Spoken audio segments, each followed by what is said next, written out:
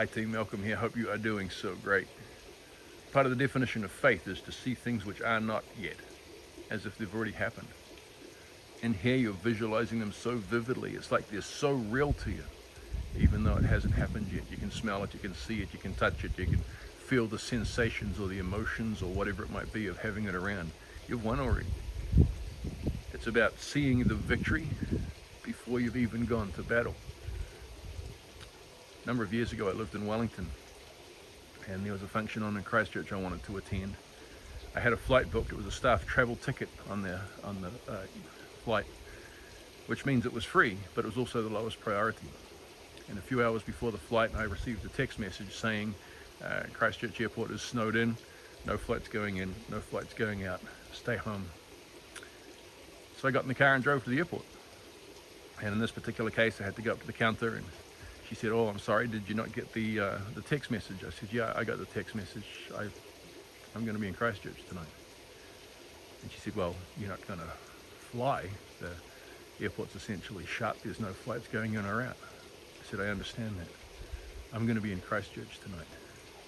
And she said, "Malcolm, you're on a staff travel ticket, which means see all these people over here? They're full paying passengers. They're going to get on a long time before you do." I said, "I understand that and I respect that situation, but I'm going to be in Christchurch tonight." And I said, "Here's what's going to happen. I'm going to go and stand up against that pillar over there. And when the time comes, that's where you'll find me." And she says, "Well, you're wasting your time." I said, "I'll be by that pillar." A few hours went by.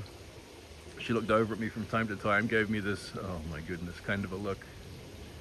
And I think it was about 4 hours later, there's a message came over the system saying they're putting one flight through to Christchurch. I stayed by the pillar. Everybody else ran up. It was like a stampede heading towards the counter to see who was going to get on that flight. And I just stayed by the pillar.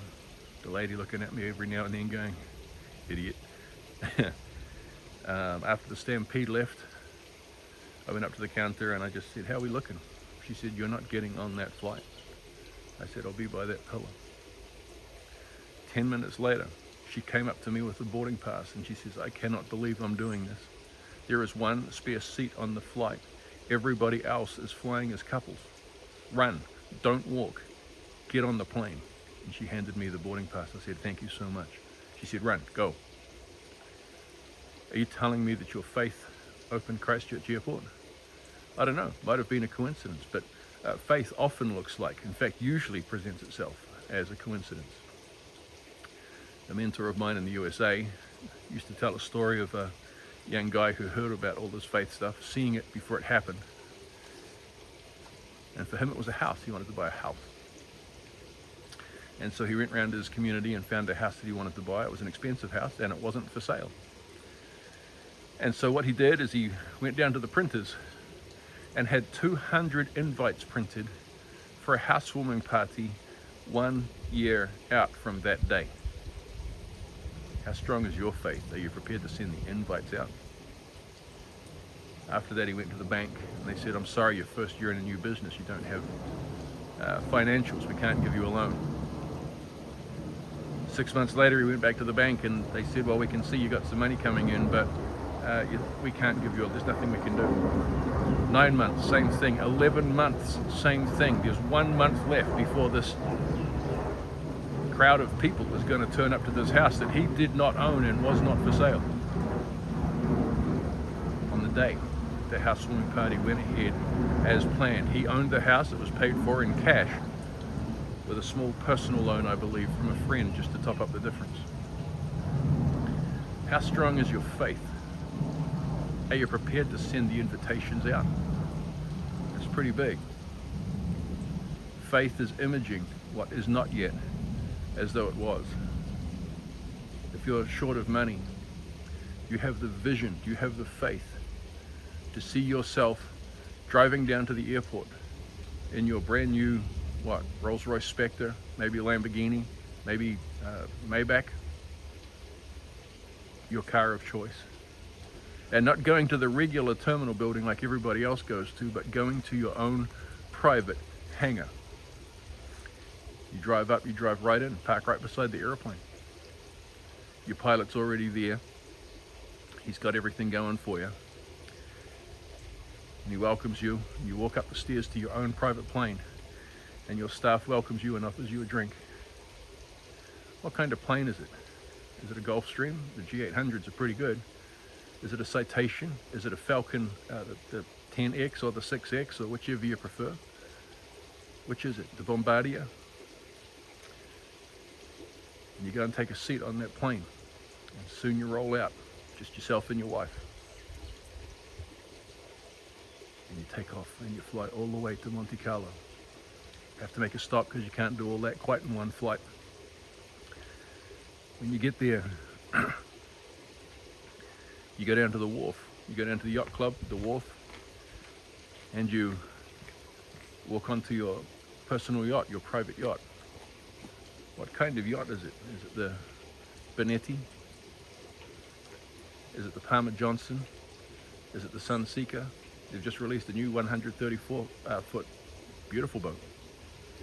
Which one is it? And you walk in there and you got more property staff, so you got more staff there to serve you, just to serve you and your wife. And you go and spend 2 weeks, 3 weeks, whatever it is you want, just floating around on the water in your luxury yacht. It's like a palace, nicer than most homes on the water, with staff to serve you. Everything's taken care of. You come back to Monte Carlo at the end of that, find a jewelry store, go and spend about 80 grand on jewelry for your wife. Imagine that. What would that be? What does that jewelry look like, ladies? Go to clothing stores, spend a couple of $100 grand there, and then head back to the airport. Get back on your personal jet and fly home. Can you feel the feelings? Can you smell the smell of inside that aircraft? Can you hear the sounds? Can you hear the water outside the boat as you float around? Can you breathe in that sea air? That's what faith is. You might be wherever you are right now, but up here, you can be wherever you want to be. And where you live in up here, that's what's going to create out there. I know of a gentleman who always wanted a Rolls Royce, and he had a piece of junk car actually at the time. But every time he got in his piece of junk car, he felt like, he sat like, he drove like he was driving a brand new Rolls Royce. And there's a story he tells about how he got that Rolls Royce, which was pretty amazing. But he got it because he saw it up here. He lived in it up here as though it was a real thing already, long before it happened out there. What's your dream? What is it that you're going to live in up here? What pictures are you going to feed this that are in time going to become a reality? That's faith. Take care, guys.